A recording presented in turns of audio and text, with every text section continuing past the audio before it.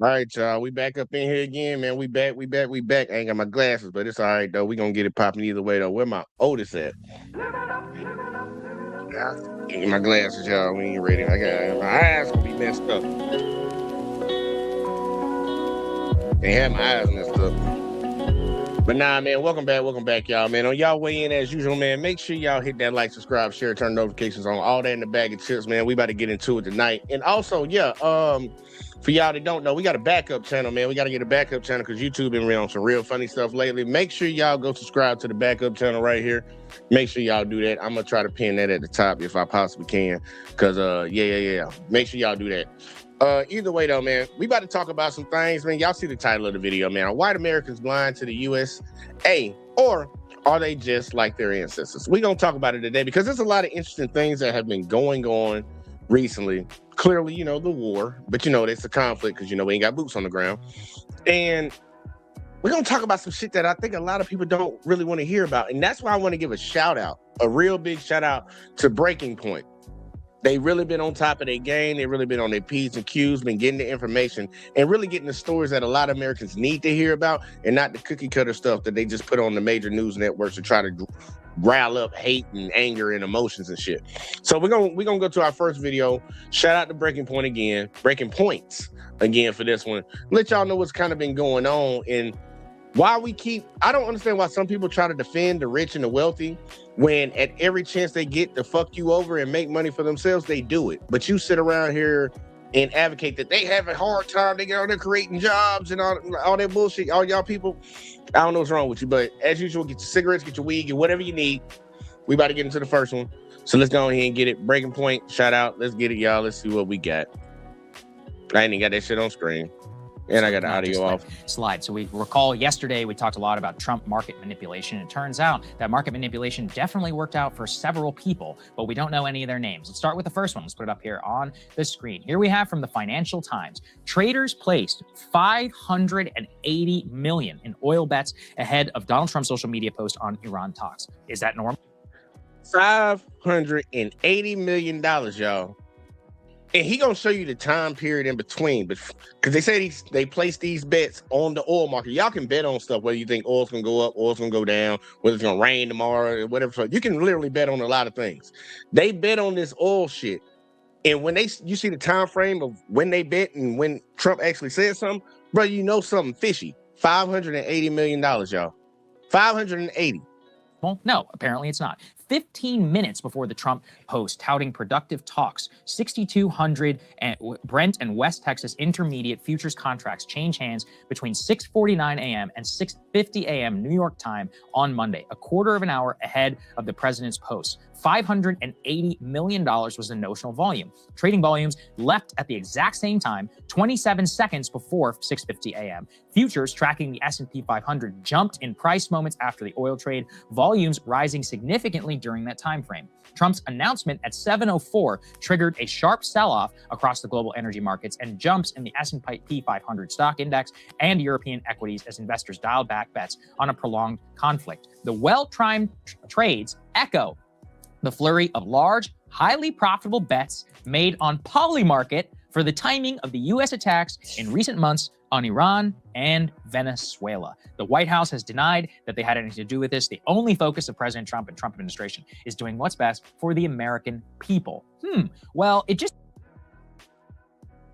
Y'all not tracking, bro. It's some insider trading type bullshit going on around here. Somebody in here getting paid.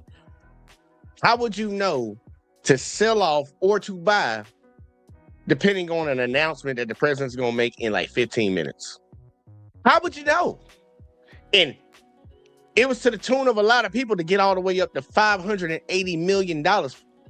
Like, really? Either way, though, let's keep going. It turns out, though, that again, it's not just the Financial Times talking about this. Go to the next one, who CNBC confirming, and actually the first people to report this, that the volume in the stock and oil futures surged right before the minutes of Trump's market turning post. Exactly at that 6:55 a.m., S&P 500 E-mini futures recorded a sharp and isolated jump in volume. So we don't know the exact profit that these people have made. Some say it could be well over north of $1 billion for what the eventual bet turned out. Of course, the SEC has not responded for comment. about whether they'll be initiating an investigation. The CFTC. So these are the macro bets, but there were hundreds of other bets made in poly market, like in other prediction markets, which we're able to trace, which show some level of insider knowledge. Traders at the individual level booking $1 million or so, and these people booking billions potentially. I mean, and who knows? You know, this is only what we know here in our equities markets. Around the world, we have no idea what those countries might be looking into. And this is just like the blatant obvious stuff too. These are the people who just, you know, did it. Obviously, who knows what long-term contracts and other people that have out there. And you know, we can't let this go because I think that this demonstrates a couple of things. This is an undemocratic war. The Congress did not vote for it. The people do not support it. It continues to be advanced on behalf of Israel and then some people here in the United States government. And at the very same time that they are explicitly timing many of their war decisions. Can you imagine trying to schedule D-Day around when the S&P 500 open? What do we do? You know, and that's the point, is that this is not a war that we're all bought into. It's a war which is being waged almost honestly directly against the interests of Americans. On my way here to work, every billboard, what am I looking at? $3.99 a gallon, $3.99 a gallon, $3.94 a gallon, $4.01 a gallon. I mean, this stuff, it's brutal for everybody who is living this. At the diesel level, what is it now? $5.50, something like that. You got people all over the country who's, you know, getting broken in a single month. We were just looking this morning, 401k withdrawals are at an all-time high. It's a disaster. Mortgage rates at 7. Mortgage rates, I mean, it's like at every level across the book, your pocketbook, things are being hurt by this war, on top of our strategic position, everything else, and not, you know, that doesn't even bring in the lives of American service members, 13 already who've been killed. It's a nightmare, and these people are getting filthy And rich. then to add insult to injury, you've got insiders who are making bank. And this is just routine at this point. I know. How many times has Trump come out with some market-moving truth social that minutes before it comes out, someone's trading, you know, making big and unusual bets, either on poly market or on the stock market, that just happen to pan out, happen to come just before he makes the announcement? I mean, you'd be a fool not to see it at this point. It's utterly disgusting. I mean, the stock market is so beyond fake. It's just like a playground for insiders to siphon off even more wealth for themselves at the expense of literally everyone else. I mean, to your point, Sarah, I'm just looking at the national average now. Today, the national average for a tank of gas, regular unleaded, $3.98. And for diesel, we're looking at $5.35. And, you know, as much as you directly feel that regular unleaded at the gas pump, that diesel is the part that really goes throughout the entire economy, and very quickly, because obviously that's what all the truckers are having to pay. And that's going to get passed on. They're going to get squeezed, and then you're going to get squeezed. So it's disgusting. And let me add this. The US SEC's ex-enforcement chief clashed with bosses over Trump cases before leaving, according to sources. This is from Reuters. So I saw someone flag on Twitter that this enforcement chief over at the SEC had just resigned earlier this month, right before, you know, this level of insider trading is clearly happening in conjunction with the war. And so Reuters was able to get the scoop about what was actually going on. Before she go into the person that resigned, because I want y'all to hear specifically why the person resigned. Literally, this is why people get rich during hard times. When COVID happened, rich people got even richer. During wars, rich people get even richer. People make money, but not me and you. Not me and you. And it's clear as day, like they're doing it with Trump now, and they don't even care. They're doing it right in front of your face. You telling me $580 million moved miraculously on this day at this specific time, and then this announcement just happens? Like, nah, y'all had somebody on the inside to let you know. They put Martha Stewart in jail for doing insider trading. These motherfuckers doing it. She tried to hide her shit. This motherfucker doing it plain as day. And that's just the people that they can even account for. Like, dude, it's crazy how you have Americans out here that defend wealthy, rich people. Like, I literally talked to so many people before the election, and they were Republicans, obviously, and they were arguing that these business owners should get their tax cut dropped. They should get all these subsidies put in place for them. They should, because they're creating jobs. Like, dude, they'll fire your fuck ass if it's gonna save them some money. But you advocating for them to save even more money. Where's the rest of the money gonna come from? It comes from me and you. These people, I ain't gonna lie, man, blind or just like their ancestors. We're gonna figure it out tonight. Let's keep going though. She better let you know about this this person that resigned and resigned on some real shit. On here, and lo and behold, it was over a lack of enforcement, especially with cases that have ties to Trump and the Trump family. So Reuters reports the US SEC's top enforcement official, who left abruptly last week, had clashed with agency leaders over the direction of its enforcement program, including the handling of cases with ties to Trump and his family, according to 3 people familiar. SEC Enforcement Division Director Margaret Ryan resigned last Monday after just over 6 months on the job. Reuters was first to report her resignation email, seen by Reuters, did not say why she was leaving, and she declined to comment. 2 of the people said Ryan wanted to be more aggressive in pursuing charges for fraud and other misconduct, including in cases that touched the president's circle, but faced resistance from SEC Chair Paul Atkins and other top Republican political appointees. Of course, they deny it. One case they say that sparked tension in particular involved cryptocurrency entrepreneur Justin Sun, a major backer of Trump's family's World Liberty financial venture. That's their crypto grift. Another involved Tesla boss, Elon Musk, big donor, of course, of Trump's campaign, who briefly served as the president's special advisor. So there you go. Top enforcement official wanted to actually attempt to do some portion of her job. The head of the SEC was like, no, we're not doing that. At least certainly not where the Trump family or Trump donors are concerned. And she said, okay, I'm out of here. I mean, this is the state of the country right now. This is the state or the lack of enforcement where, white collar crime, especially if you are a Trump donor or Trump family member or Trump associate, is just legal. It's just legal now. And then they want to tell you all about, oh my God, the Somalian fraud, blah, blah, blah. The biggest fraudsters are in the White House. There's zero doubt about it, especially on a dollar for dollar basis. It would be a lot easier. Hey, man, I got to give her some props for that one, for saying that last part. Where my boy at? You're goddamn right. They're doing it right in front of everybody's face. That's why I laugh at the people that voted for the motherfucker and the people that still support the motherfucker. The people that made all the dumbass arguments to justify these type of things happening. Your shit is going up. I just left the grocery store, y'all, before I came to do this show. And I was like, I'm gonna get some steak. I wasn't really trying to buy nothing. I had to just really get some oil and some bottled water. But I was like, man, I'm looking around. Let me get some food too. I'm like, man, I'm looking at the steak prices, and I'm like, for 2 New York strips, $25? Ain't buying that shit. Where the flank steak at? Where the flank steak at? Like, this is crazy. Like, the prices of all this shit is going up dramatically, and like these people are still lock hard with, we're gonna defend these motherfuckers. These people are fucking you over, bro. You will not have a job eventually. They're working on AI and robots to take your fucking job. But y'all still advocating for these motherfuckers. They fucking up the economy, making it harder for you to get back and forth to work because you got to put all this money out your paycheck in gas. You can't barely even afford a house if you can afford one. It's like, dude, your kid's going to a fucked up school and you still advocating for rich people to keep being rich. They would spit on you. It's like they would spit on you. These fuckers that's doing all this shit in the White House right now, they will spit on you. They be like, yuck, you walked around them. They don't like you.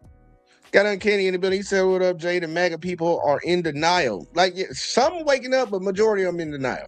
This shit right here crazy. I'm gonna let it keep going though, because like, dude, insider trading like a motherfucker. Why are all these people getting rich? They had a problem with Obama making money after he got out of office for doing these speeches and stuff. They don't give a fuck about their president that made over $3 billion since he been in office. Like, it's crazy. It's crazy. Talk about smelling fraud if you weren't pardoning fraudsters at the very same time and or protecting them. And personally committing fraud at the same time. Who knows? Yeah, exactly. That's the problem. Also, yeah, I just want to say that. You guys know SEC records can go have look back period, right? One day somebody's actually going to look at this. And I hope somebody goes to jail. I really do. Let's go for B3. Put this up here on the screen. The current market reaction for what we are seeing as of right now. What it currently looks like is that some of the S&P, again, remember, we talk about this stuff early in the morning. S&P 500 futures are pulling back after Monday's rally as oil prices are rebounding. The Iran conflict continues. If I look again, just right now, the Brent futures hovering right around $100 per barrel. And I think West Texas is roughly around 90. So it's going to be a little bit more manageable, and you will likely see a pullback in gas price in midweek and potentially on Sunday. But of course, if there is some I doubt it. actual, apparently the way this, I'm not talking about like forever, like for a couple of days. Yeah. So that's apparently the way that works. Again, not fully an oil genius or anything myself, but I'm trying to do some reading. Let's put B4 up there on the screen. This is from Chevron. And this is the stuff where people should really freak out. Because when the Chevron CEO says, Iran war impact not fully priced in, and that traders have scant information, you should think, hey, doesn't he have more information because he runs one of the world's largest energy companies? The CEO cautioned it will take time to restart production that has been dialed back and to repair damaged facilities. Let me just read you directly what he said. Players make the game. We got commercials, y'all. We got commercials. Sorry. What we've learned? There are very real physical manifestations of the closure of the Straits of Hormuz that are working their way around the world through the system that I do not think are fully priced into the futures curve on oil. what he talks about specifically is that the market is trading on scant information and perception. The physical supply of oil is tighter than the futures contracts suggest. We've got a lot of oil and gas now that is not flowing into the market. There really is a difference in terms of physical supply versus prior incidents. So he keeps saying, and every oil analyst that we listen to is like, the market futures are totally pricing in some sort of taco, some sort of event that, if you look at the physical market, doesn't add up. We talked, I think maybe last week, remember about California barrels trading for like $140. We talked about how physical crude oil in Dubai or in UAE that was coming out was trading at like 160. And that's way out of step with where the current futures prices are. And the reason for that is that's the physical oil that's actually there right now, as opposed to what the future bet is on some sort of resumption of flow. But all of the people who are actually in the know don't seem to think that that's going to happen. Yeah. So for example, let's put United Airlines up here on the screen. This is Scott Kirby, the CEO of United. He put out a memo. This was last week. We plan for oil to hit $175 a barrel and staying above 100 next year as the industry faces the worst shock since COVID. Obviously, that matters for jet fuel. And he, by the way, when he says 175 barrel, he's not talking about jet fuel. He's talking about actual crude oil, which means jet fuel would be trading much higher than that. I mean, 175 a barrel, that's like $6 a gallon, and staying at 100 over the next year. Even 100 is a lot. That's right now. So for the next year, we're all signing up for $4 a gallon. That's, I mean, come on, that's really tough. What I was looking at recently, just this morning, is that for every 10. Yeah, it's gonna be tough, dude. I got like a 22-gallon tank. Just do the math on that. I filled up like 2 weeks ago just to try to get ahead of this shit, even though I was already behind a little bit. I got like 300 miles left, and I don't be driving a lot. With 22 gallons times fucking 4, like, man, shit. They're gonna be staying at the house. $1 increase in the price of oil for a barrel, it's roughly 0.3 to 0.4 in terms of its increase on inflation. So think that we've already had orders of magnitude more than 10. So we could be at 5% inflation. Yeah. Some of it, I mean, literally 1970s energy shock level stuff. Yeah, I mean, in terms of, people are saying in terms of the like barrel production loss already, it's bigger than the 70s energy shocks. But Rory Johnston, the analyst we've had on before, he made a good point. He's like, listen, so much of the world now can increasingly just be driven by overconfidently posting through it, but not oil, at least not for long. Hormuz flow still has not resumed. Every day we're shedding more oil from the system. That'll catch up. Can't jawbone 10 to 15 million barrels per day stock draws. So he's making the point here, like, yeah, a lot of our economy is fake and based on vibes, like Tesla's valuation as one example, but oil is an actual like thing that exists. It is a commodity. It is a physical good that exists. And you can't just like post your way through it, even though that's exactly what Trump is trying to do at this point and having some success. I mean, I think the, Chevron CEO was like, they're really not pricing in just how much disruption. I think he is correct. I think Rory is correct in saying essentially the same thing. This is going to hit at some point and is going to get worse. You can't just Truth Social your way out of the problem that you have created.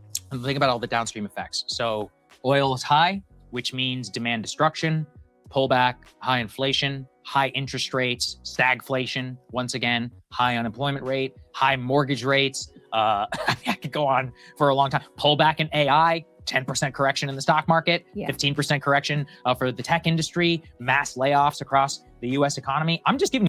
And look, y'all, for the people that don't do social media, like YouTube and a lot like Facebook, TikTok completely, I think they saw it coming ahead of time.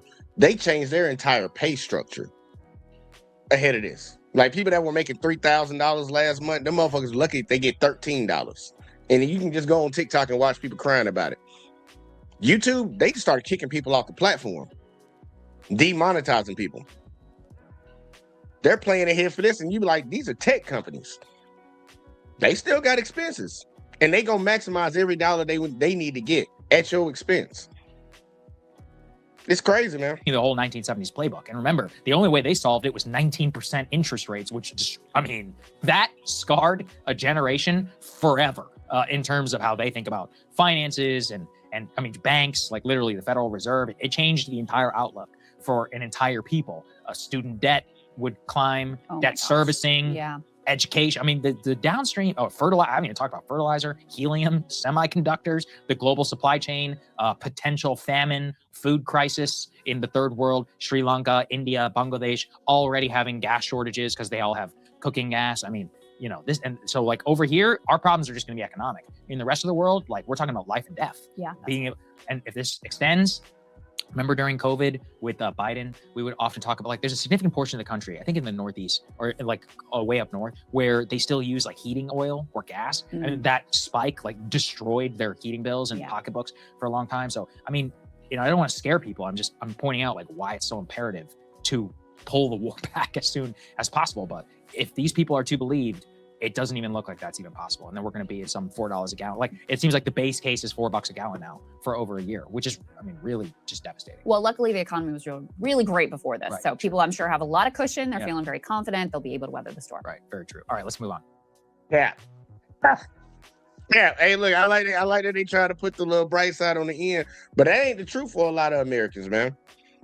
Just go ask the people that's crying all over the internet right now. Just go ask them, man. A lot of people ain't got they don't have the ability to weather this storm, man. Y'all remember when we covered that one last night? Dude said he missed Uncle Joe. Y'all, he missed Uncle Joe, bro. He want Joe Biden back in there. After he voted for Trump and was probably on that same bandwagon, like, yeah, Biden's fucking the economy up. He ain't fucking up this bad. The sad part, he was really in there fixing the problems that y'all motherfuckers created. But it seemed like that has actually been the case for most Democratic presidents coming in, because like Clinton inherited a bullshit economy when he got it from Bush Sr. Clinton did his fucked up shit. I ain't over here trying to like go hard on like try to prop him up or nothing, but the economy was better when Clinton left than when he got it. Then Bush Jr. got up in there and he fucked the economy up. Y'all know war in Afghanistan, Iraq, and all that shit. Obama got in there with a fucked up economy. He left the economy better than when he got it. Then you get Trump in there, and you already seen what happened with COVID the first time. The economy was fucked up. Joe got in there, started fixing it a little bit, and guess what? Trump right back in here again doing the exact same thing most Republicans do. They put more money on the debt, they fucked the economy up, and they wage wars. And that's what we're currently seeing right now. But we're gonna move on from that, y'all. We're gonna move on. We got to slide over to LBC, man. Shout out to LBC, man. I like what the Brits are doing over there, man. Some of the Brits be talking some real shit, and this boy James O'Brien be hitting, bro. James O'Brien be hitting, but he's gonna speak a little bit about what's going on over there overseas right now. And there actually was a caller that called in, had some things that they wanted to say to get it off their chest and shit. And I just want y'all to hear this conversation. But let James O'Brien go. Shout out to the LBC channel. Yeah, let's just go and get to it full screen. I think it could be over quickly, but the question of how it would be over quickly is almost beyond us at the moment because of what has happened. I think as each day passes, the sheer scale of what they have set fire to and what they have set in motion becomes ever harder to reconcile, up to and including a social media post that Donald Trump released 6 minutes ago that I'm now going to read to you in its entirety, live on the radio. I am pleased to report, and this is, as they would say in brackets, sick, close brackets, SIC, so there's no D on the end of please. President of the United States of America, that suggests that he wrote this himself. I am pleased to report that the United States of America, and the country of Iran, have had, over the last 2 days, very good and productive conversations regarding a complete and total resolution of our hostilities in the Middle East, full stop. This is me talking now, not Donald Trump. So the idea of him calling the whole thing off, claiming a glorious victory, and hoping no one ever mentions it again, just saw its odds shorten. That's where the clever money goes halfway through this statement. Let's see where it is at the end, because I'm reading this live. I haven't read this before. You are discovering the contents of this message as I do. Based on the tenor and tone of these in-depth, detailed and constructive conversations, which, spelled W, are we sure this is real? Are we 157%? Because, you know, you've got to be really, which? Hey, they literally spell witch, not W-H-I-C-H. They spell that shit W-H-I-T-C-H, like a witch on a broom.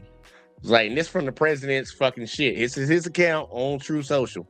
Because, you know, he don't like to tweet no more because he got kicked off of Twitter and he's still mad, even though he's somewhat kind of friends with Elon Musk now, who owns it, you know, whatever the fuck. Spelled W-I-T-C-H, which will continue throughout the week. I have instructed the Department of War to postpone any and all military strikes against Iranian power plants and energy infrastructure for a 5-day period, subject to the success of the ongoing meetings and discussions. Thank you for your attention to this matter, President Donald J. Trump. So he will pack up, go home, and hope that nobody ever mentions it again, while simultaneously claiming a glorious victory. Wow. That was 6 minutes ago. So, as I said to you at 10 o'clock this morning, in 6 minutes' time, he could release something that pursues the polar opposite position to the one that's outlined here. But in a normal universe, you would welcome that, particularly given the massively increased understanding of the issues that we have as a consequence of the callers to this program today. In a normal universe, you would welcome that. But this is Donald Trump's world now. We're not in Kansas now, Toto. And therefore, you can only say that's good until it isn't. That looks good until he does something else. That looks good until he does a reverse ferret and makes an announcement that pursues the entirely different position. It looks like he's running away. And that has to be welcomed. And you have to probably then, as Keir Starmer, just to remind you how difficult his current situation is, Keir Starmer then has to become complicit in the pretense that Donald Trump has done okay here, because to point out that he's a snivelling idiot who's running away from the problem he caused would be diplomatically unhelpful. For the absolute avoidance of doubt, there is no pleasure whatsoever in seeing your fears realised or your predictions come true.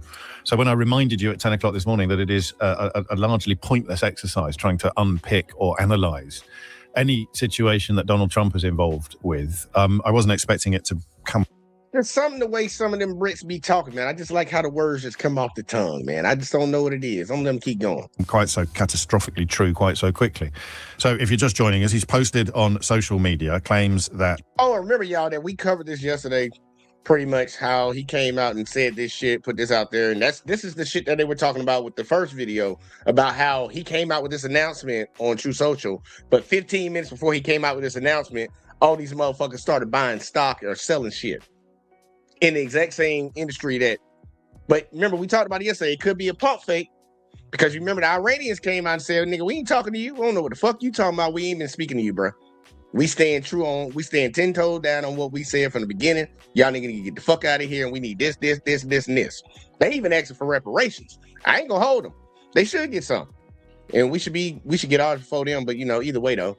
But nah, I'm gonna keep going. Because we spoke on this a little bit. The United States has reached an accommodation with Iran that would involve or regards a complete and total resolution of hostilities in the Middle East. Something I suggested to you was the best case scenario for all concerned. He packs up and goes home, and nobody ever mentions again what a disaster it has been. Caveat number one, I don't think he's got much influence over Benjamin Netanyahu anymore. So if Benjamin Netanyahu wants to carry on killing Iranians and indeed people in Lebanon, then I'm not sure Donald Trump has got the agency to stop him. And caveat number two, the biggest caveat of all, the constant caveat, is that he might say the polar opposite in 30 seconds' time. And I wish that wasn't true, but you know that it is. The only mystery remaining is how on earth people who do what I do for a living, or indeed are in the British political establishment, could ever have thought that Donald Trump was somebody that they should be supporting, or somebody that the Keir Starmer should be getting into bed with, or could ever have thought that he had a plan, a clear and viable plan, or a legal rationale.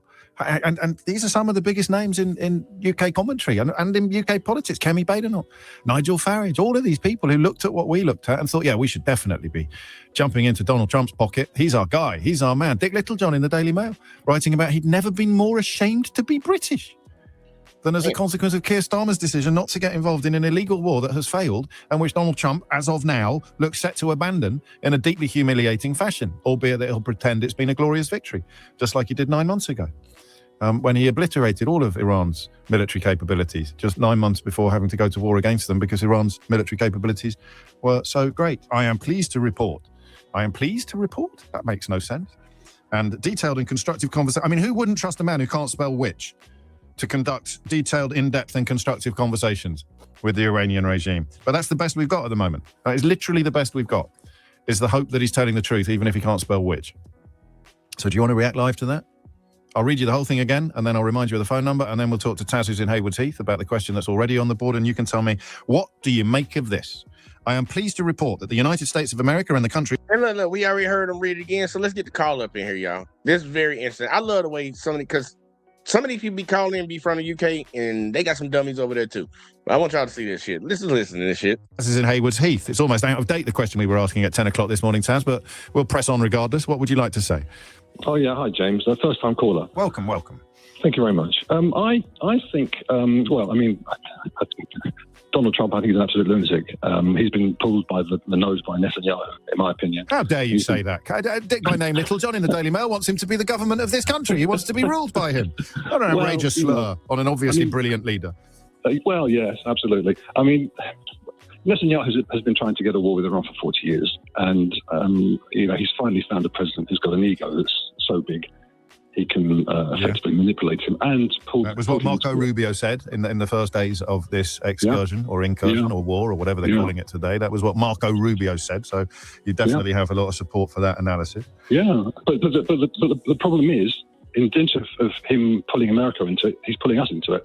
And my view is that Scott Starmer shouldn't support the Americans in their war with Iran. I think mediation has to be the solution. What if he already is? Said what you just said about the fact that Trump seems to be pulling back on another threat. What if it is? What if that conversation that he had with Keir Starmer is the reason why he's decided to call the whole thing off? Yeah. I think. If Alistair Campbell was in Downing Street, that would already be going around to every newsroom in the country. I think that this is a massive victory for Keir Starmer, and it might be. Yeah. He said to him, "Look, you can't. It's not doable. Even if we wanted, I'd really love to." But it's not doable. Whatever anybody else is telling you, it can't be done. The only way you get Hormuz open is by packing up and going home. You cannot fight your way. This is what Ash in Northampton explained so brilliantly. Someone has, for now, because we all fall into the trap of thinking that it's worth analysing this as if it's casting concrete when he could undo the whole thing in 30 seconds' time. But for now, this is the best case scenario, and the best available explanation of why it's happened is somebody has finally managed to prevail upon him that he can't. I nearly swore then. He can't BS his way out of the Strait. He can't bully his way out of this. He can't bomb his way out of this. He can't. He didn't think. They didn't think. But remember, he's the one who makes all the decisions, so he's the one who has to take the L. He's the great strategist and all this. Donald Trump knows more than everybody else in the room. He knows better than the generals, the experts, everybody. He has to take the L on this one. And dude, you're going to have to knock them off the map if you think you're going to win. If you really believe that you can win it, the only way you're going to win it is knocking them off the map. And you can't do that. Because if you do that, bro, y'all can just go ahead and chalk it up. Just chalk the game up, bro. America about to get fucked up by some people. We can't fight everybody. And y'all see that even with just this little shit that we got going on right now, even though we got 13 service members that done died, bro, we bleeding money right now. The economy's fucked up. Americans are already mad about the price of everything anyways. He's increasing that fucking strain on people while not winning anything. What is the benefit for us to even be over there? That's what I really be tripping when I be talking to some of these Republican folks and they support this shit. I'm like, what does America benefit from this? I hear some of them say, well, we ain't got to worry about Iran having a nuclear weapon. Why the fuck you give a fuck if Iran had a nuclear weapon? But also, didn't he just destroy their nuclear capabilities in December and shit? Y'all remember when y'all was cheering that on? So what the fuck is the point of this war? It's crazy that we have some people that will support this shit. And all it's doing is just fucking the goddamn country up, and it's fucking the world up too, because he can't win this battle, bro. You can't win it unless you're willing to knock these people off the map, to drop a nuke on their head. You're not going to stop them folks because they not going to give the fuck up. You extend it. You're over there in their land. They're in their land. It's like, nigga, I had to drive over here to come over here and bring all this shit. Every time I got to bring them this, I got to bring more over here, more over here, more over here. They're right where they are. They don't have to go anywhere. They're defending where they are. You got to spend all this bread. And your people over here ain't happy about this shit right now. Y'all happy because I ain't happy about it. But I'm going to let them keep going, though. Hormuz, he just can't do it. It's not doable. So your only option is to pretend that you've won and go home. Yeah, absolutely. I think it's all about trust, though. The trust, the Iranians clearly don't trust the Americans. I mean, they were bombed, a few months ago, and then they were having discussions. There was mediation about the nuclear element, and then they decided to bomb them again, attack them again. So, as far as the Iranians are concerned, I suppose they're going to be thinking, well, what's to stop them doing it again? So, I think at this stage they've decided it's cool.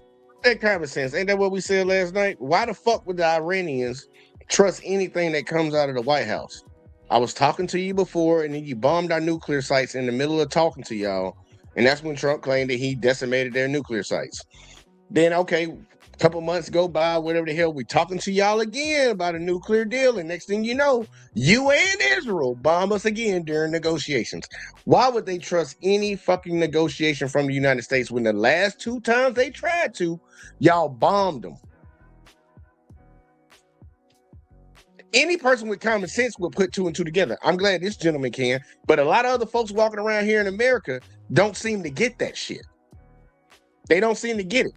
Or bust, as it were. And they get to claim a victory as well, of course. The Iranian regime, the removal of the Ayatollah and much of the high command notwithstanding, Iran will be a more dangerous place for dissident Iranians than it was before Donald Trump and Benjamin Netanyahu started bombing it. And therefore, from the point of view of the Iranian regime, this is a glorious victory against the Satan or the Satans of the West. That is how they'll sell it. And they're probably going to have a stronger case to claim victory than Donald Trump will, even as they both do a lap of honor. Wow. What's the nickname that they give him? Is it Taco? T-A-C-O? What is that? Is that Trump always chickens out? Trump always chickens out. Do you know, I doubt that they listen to this program, he says, with extraordinary self-importance.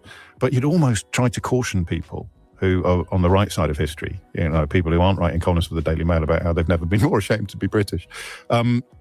You'd almost sort of say to people who've called everything right here, don't call him a chicken. Because, you know, he'll just have another hissy fit. Just let him have a lap of honor, right? Let him. I mean, I don't know who's listening to this, but if you are minded to point out that once again Donald Trump has proved himself to be a massive chicken, don't do it. Don't do it, because, you know, he'll just start clucking someone else, won't he? So, I mean, you can't do that. And of course, we will point out that he appears to have chickened out until he releases a Truth Social statement saying the polar opposite of the one that he released 2 minutes ago. Thank you, Taz. Guy is in Richmond. Guy, what's going on? I told your ass, Uncanny, you over here sitting around talking, we gonna win, bro. Hey, no, we're not. We're not. Look, we didn't even win in Iraq and Afghanistan. Iran is bigger than both of them. And that $200 billion that he asked for the other day, for this thing that he already supposedly won, that's more money than we spent in Iraq and Afghanistan over all those years. What he was asking for to deal with Iran was more than what we spent dealing with them. That's it, man. Look, war ain't fought the same way. He say, okay, he said they did bomb his family, ain't no peace treaty. Again, the fucked up shit is like, that could be it, but you can also rationalize some shit to a certain extent. If let's say he cared about his people in the country or whatever, because you know they always try to portray it like they don't care about their citizens. They slaughtered their citizens. Y'all did the same shit in America. What are you talking about? I'm just saying, like, if it's good for the goose, it should be good for the gander. I say it's wrong all the way across the board, but I don't think America has the high ground to sit there and wave his finger at somebody and say, we're doing this because he killed his citizens. Y'all did that shit too. And y'all did it for a lot longer than they've been doing it. Y'all still doing it right now. We see cops shooting people in the back all the time. Y'all justify it. Just because it wasn't 1,000 people at one time, and shit, it's 1,000 people in a year easily. It's still a problem. But let's see what the next caller got, man. Let's see what the United States wasn't built for this type of war, bro. That is a mountainous region. Like, fuck, they want to get off the boat, nigga. They got to go through some mountains to get to this shit, bro. Yeah, hi, James. I think the taco cutting in hasn't made much difference to the fundamentals that Ash, our humble merchant seaman, told us about. Because, you know, if we want a guide for what's going on at the moment, we only have to look at the analogue across the way that, you know, think out of the water body. Ukraine has bottled up the entire Russian Black Sea fleet with the effective use of remote control boats filled with explosives, despite being pelted daily by Russia's finest. So, you know, nothing's really changed.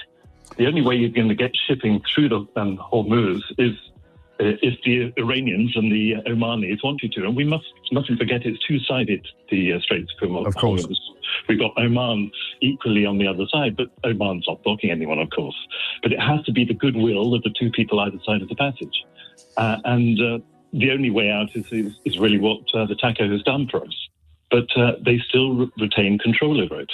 Which is why it is, if things stay like this, and they could have changed by the time we come off air, they could have changed by the time we finish this conversation, because Donald Trump is involved, then Iran has a much greater claim to victory than Donald Trump does, albeit that we will allow him to claim a victory, because it's a bit like giving a rusk, isn't it, to a teething toddler. And Iran, this is the bit where I hope... Man, I swear for Lord, bro, they just be putting some words together. A teething toddler, y'all. Call that man a teething toddler. I wouldn't expect no American to come up with that insult, but I like it. Teething toddler. She's wrong. it is in Iran's interests to return to where we were before this war started, even if their ability to trust a negotiating process with the United States or Israel or both has been destroyed beyond any recognition. It's still in their interest to return to the status quo because, I mean, it's in their economic interest to have these ships passing through the Strait of Hormuz. Sure. So Iran has tossed the taco a rusk. Yes. Am I getting my taco and rusk? No, that's correct. They've tossed the taco a rusk. Thank you very much. And by the way, my next piece of business is Cuba. So they have bought themselves some time because he'll go on somewhere else. In the meantime, the Persian Gulf remains the Persian Gulf. And wonder if that'll be the actual final straw for some Trump supporting Republicans. Like, let's say he pull out of Iran because it ain't going too well for him, and then like literally a month later, this motherfucker in Cuba. I wonder if that'll be the final straw for some of these folks. I know it won't be for a lot of them, but I want to see how many gonna jump off the ship then. It's like, oh, so you kidnapped the Venezuelan president, you threatened to steal Greenland, you go bomb Iran, and now you're in fucking Cuba.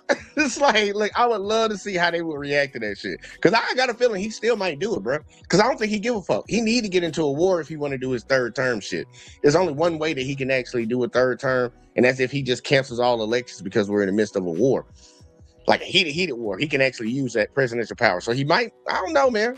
I don't know. He keep joking about a third term, and they've been asked about a third term, and they all support it. So it's like under control. So I think actually our humble Ash is right. We need to go back to saying, what are the alternative export routes for hydrocarbons out of the so the long term. I mean, the two things long term that anybody sensible would be looking at would be sustainables, of course, because our dependence upon fossil fuels. If it hadn't been highlighted by Ukraine, where Guys Call began, then it's certainly been highlighted by this. But of course, the kind of people who think about this, y'all. For the Republicans, for the people on the right, when Joe and Obama were trying to go to a more electric type fucking society where we wanted to do renewable energies like wind, water, hydroponics, not hydroponics, that's fucking fishing and shit. I forget the other one I'm looking for.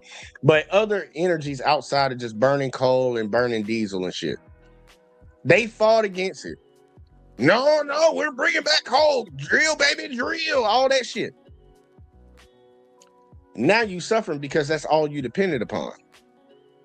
You took away the subsidies for electric vehicles. Now you got people in the UK talking about boycott American. They not buying Teslas. They not buying Nikes. They not buying goddamn Victoria's Secret and shit. They going into the grocery store. They see them Lay's chips. They be like, fuck them hoes.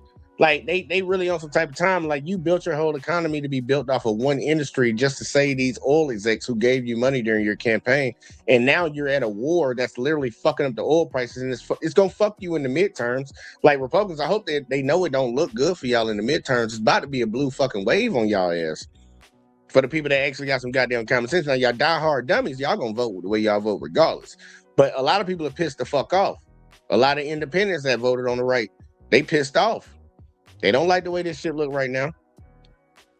I'm gonna let him finish the last little bit off. We gotta go to something because I gotta get to the ancestor part. Sing the praises of Vladimir Putin and love Donald Trump are also the people who insist that we need more fossil fuels, when the only lesson you draw from an episode like this is that we should be less reliant on them, because then we can't get held hostage by events like this. And if it's not the stuff passing through the Strait of Hormuz that is teaching you a lesson, then it should be the fact that it has to pass through the Strait of Hormuz that is teaching you a lesson, which is why Guy suggests, and Ash suggested earlier, that we would need alternative. Yeah, the shit got to go through there. And a lot of people don't understand that 20% of a supply chain getting fucked up can fuck that supply chain up. It don't take a lot to fuck up something. And a lot of people in this world that are very dependent upon oil. Like straight up. They're dependent upon that shit. But we got to switch it up, y'all. We got to switch it up. I ain't even gonna hold you. We about to do a little change of pace, y'all. A little change of pace. Shout out to the boy EXO, y'all. Shout out to the boy EXO for this one, because we're going to be reacting to his video, man. Interesting title if y'all ready for it. Black people are the most hated group in America. How many of y'all agree with that or disagree with that? Black people are the most hated group in America. I think it's a true statement. But I'm going to let him break it down. I'm gonna let him break it down real quick, like, because we got some issues around here, and I like the way EXO be breaking this shit down. So check it out. Let's get it. Let me say this clearly, because people love to pretend this isn't real. Black people are the most hated group in America. Somebody right now is racing to their keyboard, ready to hit me with a "y'all are always playing victim" type of take. I can feel you through the screen, little bro. Chill out. Because y'all gotta remember, hatred isn't just slurs or violence. It's narratives, blame, and how a country talks about you when you're not in the room. And in America, no group gets blamed, scrutinized, generalized, and villainized more consistently than Black people. Gotta be honest, right? Every major issue in America somehow gets traced back to us. Whether it's crime, poverty, division, or the country falling apart, somehow it's always us. Why do you think Black people are 13% of the population, commit 50% of the crime, but only contribute 5% to the GDP? Black fatigue. It's all over my FY. And y'all, just so y'all know, when people be saying that dumb shit, 13% of the population but commits 50% of the crime, that's a bullshit ass lie, not even proven with stats. And the sad part, the one that they want to go to is from 2019, where they talked about Black people accounted for the arrests, a certain amount of arrests, and it wasn't even 50%. But also, look who's the number one group that's the most exonerated from fucking prison for crimes they didn't commit. Black people. So I'm like, but here you go. Look, this is racist ass motherfucker. I ain't gonna lie though. When I be seeing people that look like these motherfuckers, I can just see the devil. I can see the devil inside of them. I can see the devil inside this motherfucker eyes, y'all. Look at this white dude. Black fatigue. It's all over my. He just looked like he a hanger nigga. He just looked like he would, bro. Or he'll be in the crowd eating some popcorn while it's happening. FYP page. Thank you. I am so happy that this is being brought up. And oh, by the way, for us white people that have been around the block a long time, this isn't new to us. We've been dealing with this for over 40 years. A white woman who was purchasing something. Oh my God, they've been dealing with Black people for over 40 years. Oh my God. The claim that a young Black child sexually assaulted her. Surveillance video. Now, y'all remember this shit, man? This shit was so funny.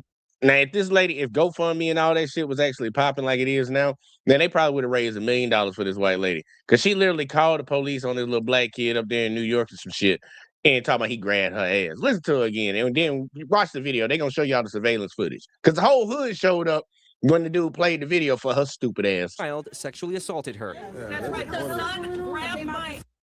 Surveillance video obtained by Pix 11 from inside the Sahara Deli appears to vindicate the young boy, clearly showing you can't grab a flat ass. I'm just gonna say that right now, y'all. It is impossible to grab a flat ass, and that's a flat ass bitch right there. But she said this little kid grabbed her ass.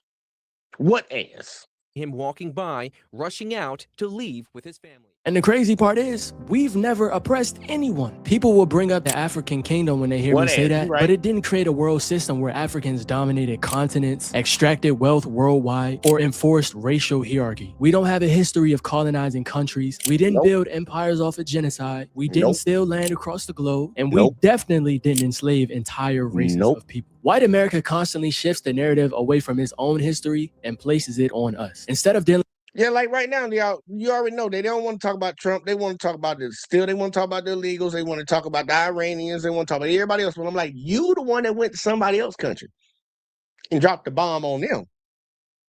But they the bad guys. If you know your past, you will actually be able to recognize and understand what the fuck is happening in front of you. But if you don't, you constantly repeat that shit and be cheering it on. Like these dumbass folks that cheer this shit on, dude. They don't know their past. They don't know their history. And then on top of that, even if they do, some of them don't even give a fuck. With colonialism, slavery, genocide, exploitation, etc., the focus always becomes Black crime, Black culture, Black behavior, Black attitudes. Because if the country actually sat with the full history of white supremacy, not the brainwashed version that they tried to feed you, not just in America, but globally, the whole system of white superiority would completely collapse. So instead, Black people get turned into the scapegoat. If they can successfully convince everybody that we're the biggest threat to society, then they don't have to question who built the system in the first place. So let's talk about history for one quick second, right? We all know slavery was horrific. And honestly, me saying that is an understatement. It wasn't just forced labor. It changed the entire balance of the world. It created wealth for white nations and instability everywhere else. Colonialism destroyed cultures, borders, language, all across Africa, the Caribbean, and Latin America, and Asia as well. As you know, millions of people died. But honestly, I don't want to focus too much on slavery in this video, because that needs a whole other video dedicated towards it, not just a quick 2-minute segment. You get what I'm saying? But even after slavery, the violence didn't stop. For some reason, that just was not enough for them. If we totally disregarded all of the evil that was done to us, you'll start to notice a pattern throughout history. We are not the only people that they have terrorized on a consistent basis. Ours is way more consistent than other people's, but they do this to other groups as well. Of course, it's not as bad. Nowhere near it. You got things like the he about to show y'all some goddamn sick ass shit. And I'm pretty sure some of y'all didn't know about it, but when they were trying to test out these nuclear weapons, these nuclear bombs, dude, they were doing that shit on people. Just like when they were trying to figure out about syphilis, they gave that shit to black soldiers. Like, just look at this shit, and they like don't give a fuck about it. Massacre, where U.S. soldiers murdered unarmed Vietnamese civilians. American soldiers gunned down more than 500 unarmed civilians in a village called My Lai. The dead were women, old men.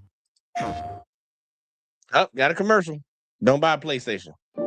It ain't cracked up. It ain't what it's cracked up to be. But y'all heard what he just said, though, right? How many people? It's like the My Lai massacre, where U.S. soldiers murdered unarmed Vietnamese civilians. American soldiers gunned down more than 500 unarmed civilians in a village called My Lai.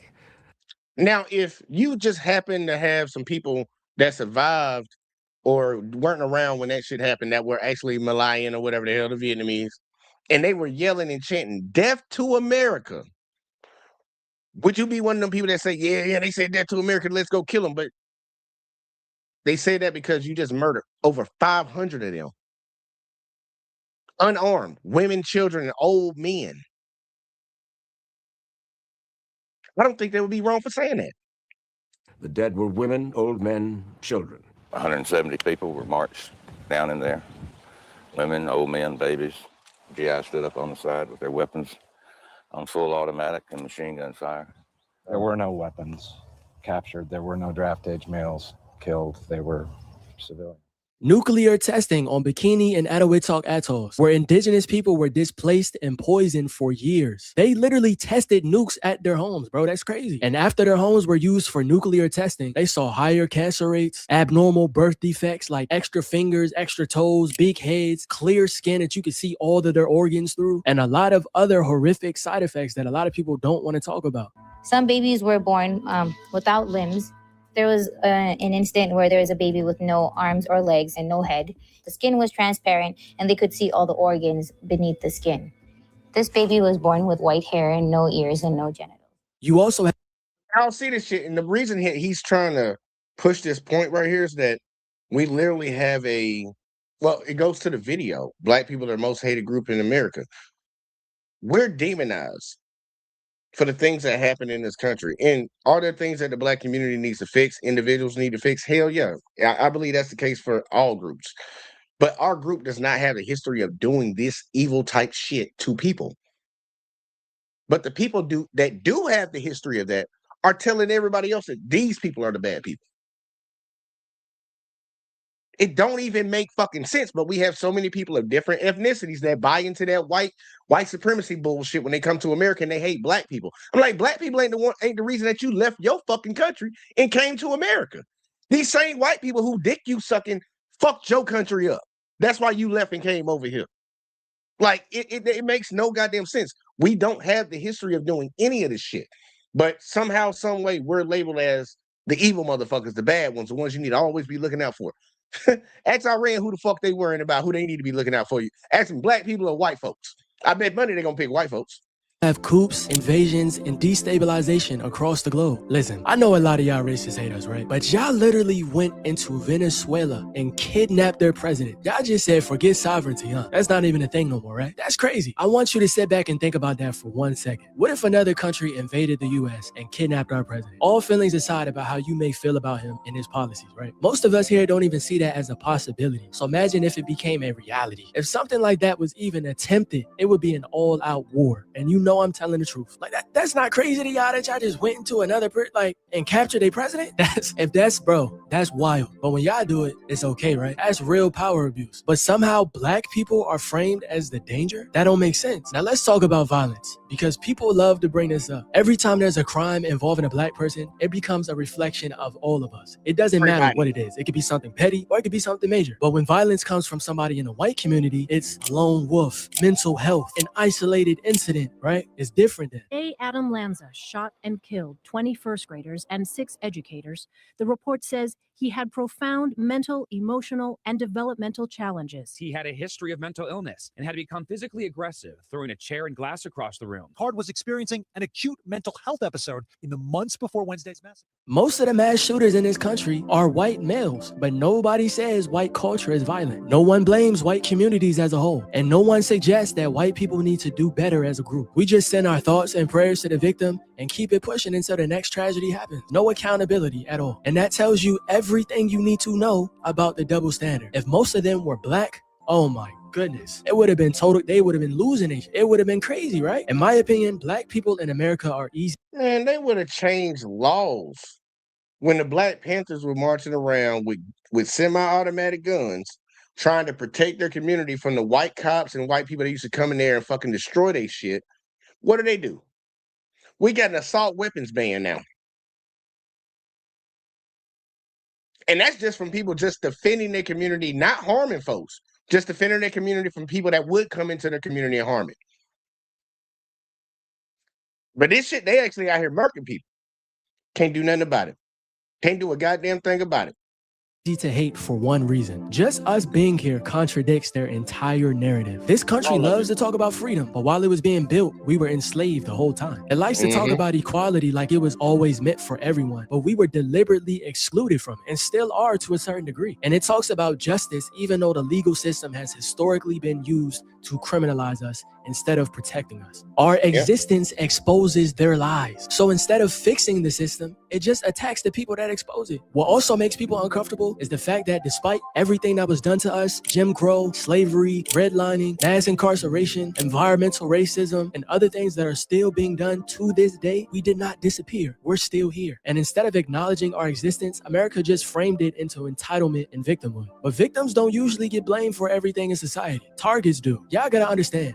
America needs black people to be seen as the villain. This is very necessary for them because if we aren't, then the system has to explain itself. And once people start asking who made the rules, who controls resources, who benefits, that's when things start to get uncomfortable for them because they lose control over the narrative. So instead of dealing with that, it's just easier for them to put the blame on us. That narrative makes it easier for them to justify a lot of things that they do, even if it's complete BS. It don't matter. It's how environmental racism keeps happening, for example, without people noticing or even making a big deal about it. It's why toxic sites get placed in their black neighborhoods, why polluted water gets ignored, and why our community. Oh, and just make sure you remember, and I said this shit, when people allow bullshit to happen to other folks that eventually start happening to them, a lot of white folks are bitching now because y'all are perfectly fine with them building interstates and factories and sewage plants and all this shit close to where the black people stayed at. Well, now they building these goddamn supercomputer goddamn buildings. I forget what they like to call them. It's a term they use for them, but y'all know that process all this information. They moving around white folks areas, and the white folk pissed off. You know why? Because your light bill done went up. Your water bill done went up. And your air's a little polluted. You don't like that shit. Well, you allow them to do it to the black folks, and now they done pretty much perfected how to do it to anybody. Now they're going to do it to you because you're poor. Welcome to the game, baby. Welcome to the game, EA Sports. It's in the game, baby. Communities are treated like they're disposable. If black neighborhoods are already seen as the problem, then neglect doesn't look like neglect anymore. It just looks normal. And harm doesn't look like harm. It looks justified. So the focus stays on us instead of the policies and decisions that put us in those conditions in the first place. You see how that works? And that same mindset spills over into everything else that we deal with. Policing, schools, housing. As long as we're framed as a problem, the system never has to take accountability or responsibility for the things they do. He's 100% correct. I had to get that one out, man, because it trips me out the way some people really view the situation that goes on in America, and I trip out because I ain't gonna lie, especially the people that come in, immigrants and shit, like come in and they speak on black folks, like it's just crazy to me. And I'm about to show y'all something because I'm like, dude, y'all be trying to like put us into a box as if you know what them white folks be telling y'all. Like, I'll be honest with you. I don't know what them white folks be telling y'all. Like, I don't know if it's just propaganda of the media because we don't control our own media, so we can't really control our image as much. Like on here, we can kind of control it a little bit, but this isn't worldwide as much as like what people see in movies and TV shows and shit. But we don't control our image. So we're always portrayed as a certain type of way. You remember the black dude was always the dummy, that was always a good help person or whatever the hell, but not besides that, you can trust that motherfucker to do a goddamn thing. It always need the white savior. You know, they got that white savior complex shit. That white, great white hope. That's what they like to say. Not white hope, great white hope. Had that motherfucker in the movie leading this shit off. But I ain't even gonna stress it. Because for my immigrant folks, I got one for you. We're gonna talk about the mafia a little bit, and then we're gonna get the fuck up out of here. Because Antonio Talk's about to tell you something. And I think it's pretty interesting. I think it was a pretty interesting breakdown of this simple fact. Because like how what you call it, Ixo just said in the last video. When we do something, it's not portrayed the same way as if a white person did it. It's always like, okay, it's worse when a black person does it. It's always worse. Like a black person kill one person in a fight, self-defense, whatever the hell, criminal. White dude go murder 3 people. Well, he had mental illness problems. I want y'all to see something. Because they do it when it comes to the movies and all this shit. Check it out. So today's video, I want to talk about the double standards between the mob and traditional black gang members. Now, for one, let me get this out. I don't support the actions of any of these groups. For some reason, a good bit of people think that I enable bad behavior in the black community or I don't hold black people accountable. What y'all got to understand is that, man, when I made my channel, my approach is extremely different from anyone else. I try to see things years ago to see why things are the way they are. So when I come online and it seems like I am drafting into that army, I ain't got our business out there. If we're going to address we're going to have to address that structured and positive. Fast forward. All right, here we go. Yeah, we can start right here, man. I don't want to hear all that shit. Have to address that. Shout out to when I want to talk about black gangs, right? And these started as positives. They were about protecting the communities against police, you know, doing things for the community and keeping everything in order. Like back in the day, it was ranks. It was all structured and positive. Fast forward to 2026, man, and it's just a whole bunch of young, dumb niggas killing each other. Why don't gangs be organized like the mafia? Man, let's go. To be honest, gang, when gangs first started out, bro, they was exactly like the mafia. Gangs had rankings, leaders. You had to have certain qualities and learn literature to even join the gang in the first place. But that shit all went away when the government actually seen like how powerful gangs could actually become. So they did everything in their power to break structure of the gangs. This is when they started putting the leaders of the gangs in jail, the second in command, anybody of importance that can take over the gang once the select few is already in jail. And by select few, I mean the hundreds of gang members they put on the RICO charges, because they did a few of them motherfuckers for sure. After the government was done with gangs wasn't nothing but probably majority foot soldiers, no doubt. A foot soldier is basically like one of the lowest ranks in the gang. For an example, for a civilian standpoint, let's just say you get hired as a cashier at McDonald's. Now, you have to get promoted the next fucking day to own the whole fucking franchise. Like, you don't know how to run a franchise for real. You was just a cashier. So they had to learn as they go, which gave us the gangs that we see today. For real. Now let's get into the double standards of, you know, gangs versus the mob or the mafia. A lot of times in media, these people, they talk down on gangs, obviously because of how they are now. But the mob, I mean, they are a bunch of fucking thugs, right? They are thugs dressed up in suits. So I guess that's why they don't seem like thugs. These people were drug dealers, rapists, sex traffickers. I mean, they was doing some of the most degenerate things that you can imagine. And for some reason, bro, worldwide, people, I won't say glorify the mafia, because people do glorify gangs worldwide. But it's like, it's just a different type of respect that when people bring up the mafia versus, you know, the blood of the Crips. So right here we have a tweet, man. It's more elegant. It's like more sophisticated. That's the way people like to think about it. The cartel, the goddamn mafia, the mob, whatever you want to call them. They just look at it as more sophisticated. You know, black people do it. It's like, nigga beating his chest type shit, sell drugs. Like nah, bro. It says, as an Italian, y'all need to stop romanticizing the mafia because it is that deep. It's not fiction. It's real. It's not a book genre. Women are, you know what, children are, you know what, poisoned, drowned. So take a moment to think about this and just stop. And right here we have he's dressing up like I guess a mobster, and then another one, right? This post ended up getting over 45,000 likes, but I really like the quote tweet that someone made. They said, you know, the romanticization of the mafia, Yakuza, the cartel, etc., paired with the simultaneous demonization of gangs like Crips, Bloods, and more say a lot about the way gang violence is seen as hot. It's not black. And you literally see this romancing of the mafia and the mob with all of the media. I'm not gonna lie, I love the Mafia series, the games, right? Mafia 1, 2, and 3. Shout out.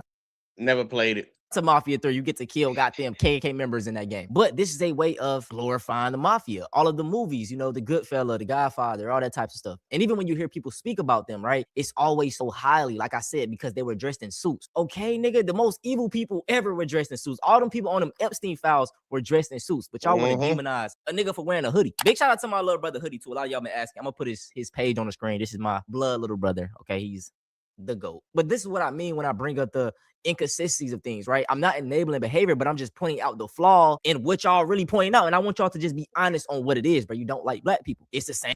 And that the point that I think you can say a little bit better for him. You say you don't like this, but then you also turn a blind eye to your own people doing shit that's worse. How can you say you really have the passion and the moral ground to stand on and say this is wrong when you don't say nothing about this, and that's actually even worse? You're a hypocrite, pretty much. And we got a lot of hypocrites running around here. Same thing with black fatigue. A group of black people acting out, you point the whole race out, but we see what happened with them Epstein files. All white people. Nobody says white fatigue. Why is that? That's all I be saying. If we can keep the same standards, okay, cool. We can come together as a human race and be like, okay, we got some fucked up individuals. We need to work on this. But even with black people, bro, y'all have to understand, like I said, all of this shit was planned.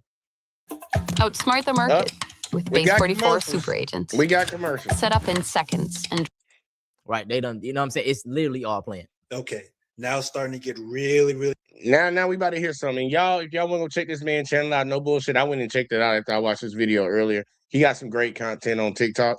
But watch how he breaks this shit down. This is amazing. Really good now. Now this immigrant group flew under the radar so much, but they were responsible for so much. And he's speaking about the Italians, y'all. He's speaking about the Italians. Damage. It is criminal that is not talked about. I'm talking about the Italians. Now let's run down the list. Okay, we have the Irish, who became the police force, which were the old slave catchers. And we see how that relationship worked out, right? And, you know, you hear a lot about Irish, like, you know, that they were oppressed and they were slaves and things like that, which I'm not discounting. What I need a lot of people to understand, I don't even think that they made... No. They weren't no slaves. They were indentured servants for crimes and debts that they owe over there in Ireland. Let's keep it real. They didn't just get snatched up from Ireland, get brought over here and had to work for fucking free. No, they were working a debt off. They were not fucking slaves. And I don't like any of them white Irish folks saying that dumb shit. Yeah, that wasn't the situation for y'all. Their connection worse than black people. But when you can't compare chattel slavery to any other slavery that happened in human history. Completely different. You know, even Africans that sold other black people, other Africans, right?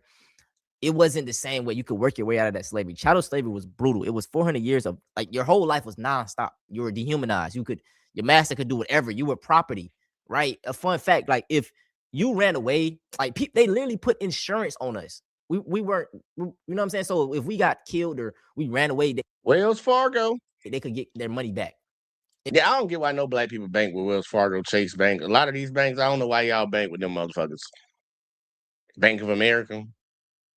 Nah, they can't get my money, bro. In fact, when slavery ended, they paid slave owners, bro. You know what I'm saying? So it's nothing. Like, stop having the struggle Olympics with us. It's not the same. I'm sorry. Nothing is going to compare. Even have no problems with the Jewish community, but even what Jews went through, I'm sorry. I feel like, shit, they got reparations for what happened to them. You know what I'm saying? I'm not going to get into it. We have the Chinese and the Arabs, which was kind of similar. They had the financial one. All their businesses were allowed to operate in our communities. Why was getting all these heat from the government, but they were allowed to foster and prive upon us, but giving no respect or very little respect for us, okay, for all this money that we've been giving them. But now we come to the Italians. And the Italians was so foundational in the trajectory we have as Black Americans that we have to talk about it, okay? Now, just like with all groups, they get their hazing period. The Italians got their hazing period. And that's the only thing they want to talk about. Oh, they were the black people of Europe and stuff. Yeah, everyone gets their hazing period. But then when their hazing period is done, you get their assignment against Black Americans. And what were the Italian assignment against Black Americans? They were the beginning of the chemical warfare against our people. They were the heroin dealers. Yeah, everybody want to say we victims.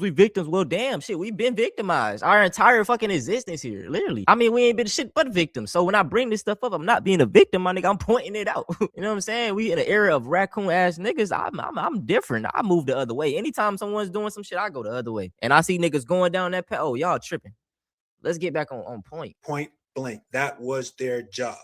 They were the heroin dealers to the inner cities. Only thing the inner city is is code word for black part hoods. of town. We know about the Great Migration and things like that, and how when we go to these cities, they were denying us jobs, they were red taping us. Oh, you have this zip code, we can't hire you, and all this stuff. So when people are down and stuff, they're looking for an escape. What happened? Where they turn to drugs, and that's where the Italians came. That's why I say I just can't. It seems easy to say, oh, don't do drugs. Oh, get a job. Oh, don't join gangs. It sounds so easy to say, but come on. Obviously, it always comes from the people that didn't have to go through anything, didn't have any barriers put in front of them. Yeah, maybe they grew up in a household that was poor, but guess what? You were just poor. You still could go out there as a white person and get a job. Like, you weren't literally like, okay, I could be poor and black, and y'all not gonna hire me just because I'm black. You can be poor and white and still get a job. You didn't have these obstacles put in place. You didn't have police consistently patrolling your neighborhoods, trying to hem you up for anything, locking random kids up for crimes that they didn't commit. You didn't have that problem. They weren't doing that in y'all communities. So it's always coming from the people that didn't have to deal with nothing, trying to tell people that have to deal with something that they just need to get over it. It's like, nah, bitch, you tripping because your gas price is high right now. We tripping because the motherfucking police done beat us up and took our money and goddamn made us walk home. Like, nigga, shut the fuck up. Kids aren't going to want to go down this wrong path. This all they fucking see is negative. You're a product of your environment. Drugs around you, okay, I'm going to do, like, it's easier than what it is, bro. Okay? So I need y'all to study history and stop always looking at things through the white supremacy mindset, right? I'm not telling you to hold yourself back. You could do anything in 2026. You most definitely can. Look, I guess I'm a product of that shit. Right? I'm successful. We can do anything, but we also have to acknowledge and not look down on people that didn't get to where you're at, right? And just like every other immigrant group, once you sign this deal with white supremacy against Black Americans, your underworld is allowed to thrive. And boy, did their underworld thrive. They can create entire generations. They made a whole ecosystem and called it the mob. They had structure, they had bosses, and all this was allowed to operate right under the nose of the FBI. Now imagine if the Bloods and the Crips have become so organized over generations that we were allowed to build entire cities with that money. That's what Las Vegas is, right? That's what Jersey City, like a Boardwalk Empire, that show. That's what that's all about. And the crazy thing, I'm sorry to cut bro off, he's spitting, man, but anytime we were left alone, we was thriving, we was doing our thing, it was greatness, and motherfuckers came and fucked it up, right? Every single time in America, they would come and burn this shit down, find an excuse. Oh, go in here, white lady, and say that this man did something to you. We don't come burn it down after. Every time it was some shit like that. But hey, we the victims, y'all. Yeah, I mean, shit, niggas been victim of, you know what I'm saying? Don't play that game. That's all we have been throughout history. Us bringing this up isn't victimhood, bro. You ever watch the show Casino? It tells you right there. They were allowed to operate with such impunity that they were building cities off of mob money. That's how much of a pass they was given because their job was to subjugate us chemically with heroin. And they did it. And they did it for a long time. Okay. So this is something that I want to bring to Black Americans, that each immigrant group had the role against us. So when we say that, when our old elder teachers say we have no friends, we have no friends. It is more than that. We have enemy combatants that is working for white supremacy. And they've been doing it for generations. It didn't stop. And a lot of it's siphon money out of the community, like with the Italians, the heroin, that's the drug shit. And then we can talk about the crack epidemic. We already know that was really fun, that war. They had the FBI and the CIA was in on that one. But you look at how they do it with the Asian communities. It's always like an Asian food place around the Black neighborhood. Siphon that money out. Arabs, a lot of Arabs and Ethiopians and motherfuckers running the goddamn gas stations, siphon the money out of the Black community. That's why the Black dollar doesn't even circulate. Everybody else's money circulates amongst their community. Our shit, get it, is gone. And they put the infrastructure around where other people, other communities are put around us to get our money from us when we're not even allowed to get those same, like, motherfucker open up a gas station down the street. Oh, but he been saving for years to open up a gas station, but he can't get the approval from the city. But this motherfucker just came in on a plane or on a boat and automatically qualified. It's all about design, and that's why you see a lot of different groups always talking shit about Americans, like Black Americans. It's like, dude, what the fuck did they tell y'all before y'all even got over here? Like, did one Black American do something to you wrong one time or something? Or like what's going on? And I see a lot of people that are in that mindset. One person does something wrong to them, they blame everybody for it. That ain't the way at least ain't the way I think. I don't know about the rest of y'all. Up until the 1980s. And finally in the 1980s, like the late 70s, All of a sudden, the federal government decided to get it back on us. You know what? We're going to start prosecuting these mobsters. That's been running these whole cities for generations. All of a sudden, why did they change their mind?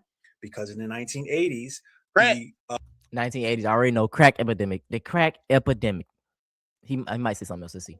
Chemical of choice of weapon against Black Americans shifted from heroin to crack cocaine. And you know who was bringing in the crack cocaine? The cartels. Now they don't have much of. Hey, bro, he is like when you. I'm telling you, bro. This is why I guess people say I have no accountability for Black folks. When you look at history and you see the way these folks, they were so smart and intentional with disrupting the Black community. It's no surprise to me why it is the way it is today. I can't see it through another lens, and I'm sorry, bro. Hey everybody, Peach here, and today we're going to take a look at the Speediant's Gym Monster 2, which is an all. Fuck that machine. I'm sorry, bro. Like, just listen to that, bro. That the crack before that. Damn, bro. Be used for the Italians anymore. All of a sudden, these prosecutions start coming. Big coincidence, right? And another thing, I think why they switched from heroin to crack cocaine, because we were utilizing heroin too much. Like all of our jazz and stuff and everything, we was able to channel it into creativity. I don't think they like that. They say, our hair's not tough enough. Those needles, man. I don't know how you could just stick yourself like that. Yeah, that's crazy. Anyway, beyond my time. But that's what happened with the Italians, and that was the Italians' role. So when everyone talk about, oh, Black and Italians like the Blacks of Europe, no, they're not. Once their brief hazing period is over, they were charged with the chemical warfare against us, the first wave, and it was detrimental, especially for the older generation. Someone like me, you know, I'm in my early 40s. I wasn't really around like during the heroin and stuff. You didn't get to You see talk that to your shit. parents about how detrimental heroin was, and their parents. That was the Italians. That was their role against us. So don't let anyone tell you that there was any kind of solidarity between Blacks and Italians.